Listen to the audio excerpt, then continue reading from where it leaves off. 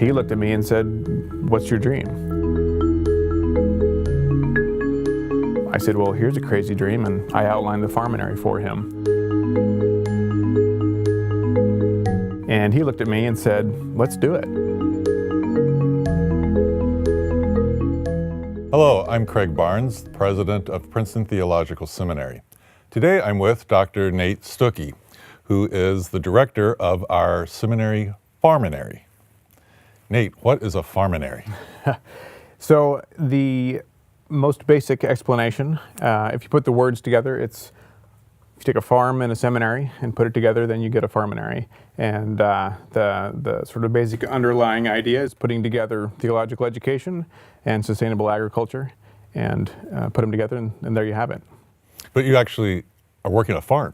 Yeah, absolutely. So we are utilizing the 21-acre farm that the school owns just a couple of miles from the main campus. We're developing curriculum that happens on the farm, and that curriculum includes within itself opportunities for students to have their hands in the soil, growing things, planting seeds, weeding, composting, all the fun things. So it basically gives us an opportunity to take a lot of what already exists in the traditional seminary curriculum and bring it to life in that setting. Nate, tell me what kind of courses you teach at a farm. So the course that I just finished teaching was the second version of the course I taught a year ago, second iteration of that.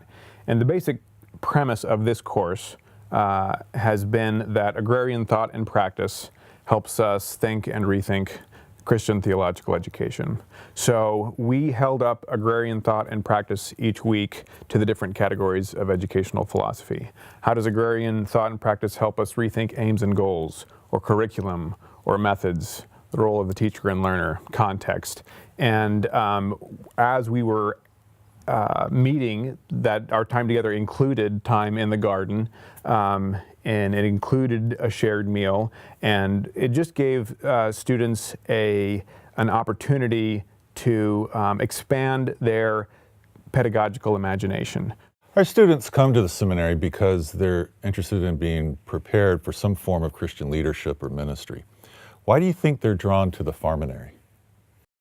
Ecological concern, concerns about sustainability, about food justice, food deserts, food sovereignty, all these things are sort of in the air of our contemporary context. But I think this intentional engagement of the ecological piece and the theological piece can be new and invigorating, to think that there is a theological perspective to bring to bear on these other critical contemporary issues, I think has a lot of appeal. And I think there's a big appeal to engaging your body in theological education, using your back to, and your shoulders and muscles to haul compost or plant seeds. Right. Well, this program is very popular on our campus.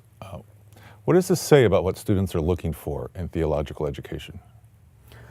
I think it says they're looking for a particular kind of learning community. I think they're looking for a particular kind of community of faith. And there is a deep longing in our students, I think, for a Christian community that clearly bears life and death implications. It's deep within the tradition of the church that we're about the business of things that have life and death consequence. And sometimes the status quo in the church or in various institutions that can get blurry.